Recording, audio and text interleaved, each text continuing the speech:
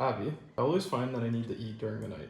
What's a good balanced snack that I can make before bed? Let me show you one of my favorite hunger crushing combo bedtime snacks. We're gonna make a bedtime snack oatmeal bowl. We got our oats, we got some hemp hearts, some milk, whatever you got on hand, pinch of salt, give it a quick stir, and I'm popping this into my microwave for a few minutes. I love to add in a little bit of ripe banana and just kind of mash that right in there for some extra carbs. A spoonful of almond butter, because almonds are a great source of natural melatonin for the body. And sour cherries are also known for their sleep promoting benefits.